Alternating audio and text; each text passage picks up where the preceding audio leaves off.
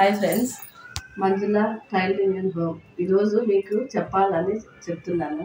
మహిళా దినోత్సవం సందర్భంగా నేను 18 ఏళ్ళ నుంచి, నా పెళ్లి కాకముందు నుంచి నాకు ఒక ఇంట్రెస్ట్ అదేమి టైలరింగ్ నేర్చుకోవాలి, ఏమైనా కానీ కుట్టుకోవాలి. అప్పుడంతా తక్కువ, ఇట్లా టైలరింగ్ సెంటర్లో అవన్నీ లేవు, ఎక్కడో ఒకటి ఉండేది.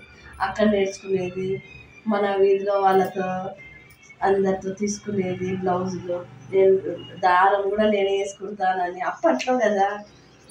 ఈరోజు నాకు 59 సంవత్సరాలు అయితే, నేను 18 ఏళ్ళు 20 ఏళ్ళు అంటే ఆ కాలం ఎట్లుంటుంది చెప్పండి.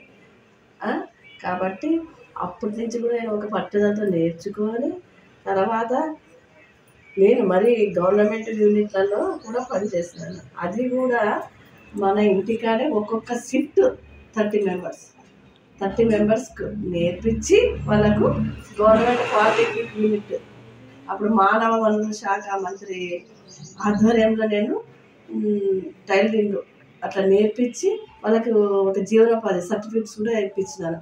వాళ్ళకు లోన్స్ వచ్చినాయి, మెషిన్స్ వచ్చినాయి. ఈరోజు వాళ్ళు టైలరింగ్ షాప్స్ పెట్టుకొని వాళ్ళు సొంతంగా సంపాదించుకుంటున్నారు. ఇవన్నీ చేసినా కానీ నాకు సపోర్టు మా హస్బెండ్. ఆయన ఎప్పుడు కూడా ఏదానికి కూడా వద్దనేవాడు కాదు. నలుగురికి ఉపయోగపడాలి మనం అని మెంటాలిటీ ఆయనదంటే నాదంతే. అట్లా ఇప్పుడు నేను ఎక్కడైనా పోతున్నా కానీ నమస్తే మేడం అంటారు. నాకు ఎంత సంతోషం అవుతుందో.